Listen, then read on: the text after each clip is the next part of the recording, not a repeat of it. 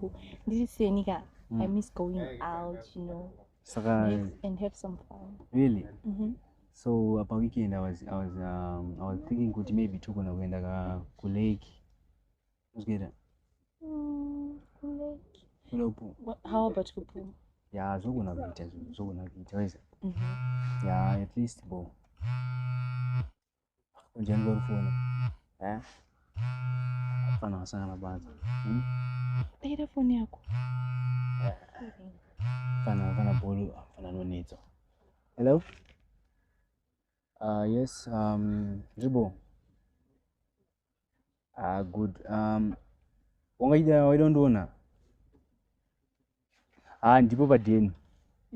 Ndikuna unondona mangwana izi totaurana totadhirira cho mangwana. Cause nasa ndipo and kuti undimirire hazi kuita cause andogona kudzoka late waiza. Adhirira chitori cha mangwana cause ibo. Fana vanonetsa vanongoishe zvikuite. Yani Kamfana ke kanda kuza kanonzi bolo ke kanoita zvezvo kari kamakanika rusota benzi yangu yayo waiza. Okay. So tata baba. Utazoplana kuti tuenda upo. Toita zvipo. Chi. Kunjani kwanongopinda pagate pangu asina kunoka. Ndinoziva. Kuti but andofunga andofunga yama dzemaroja ecottage. Veve okay. Pakaipa. Saka ndikwangokumbudza kuti musawe pana paupo netongodzo kunenge Zebasari bachiko zebasari Zebasari bachi hata undu ande kakuzota njabude undu pana usade pana iwe ndakakutorota njabude iwe ndakakutorota njabude ndinda muzondiri wako samari zokuti uzandidende zvako zozozo uri kuite pana pa uri kuite pana iwe chakawirana pa iwe chakawirana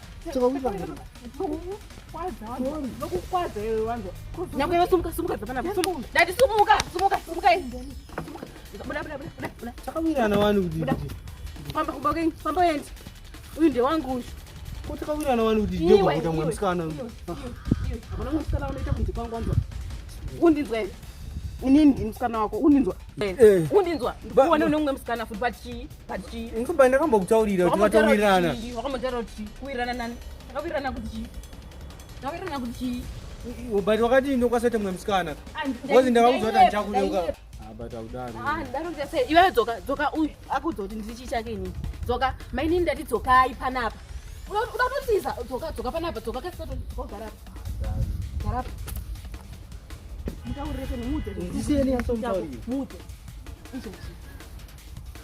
iyo kuti pedzera time iwe kwabvatwa negiyani kutotondirowe ndinokuadzisa ati munongozviziva kuti handina mangwani mudze nemukabudira wewe mukaburira kuti asei pakanyengana ndakapfeka zvakaita sei ndakapfeka zvakaita iwe udzikame mutaurire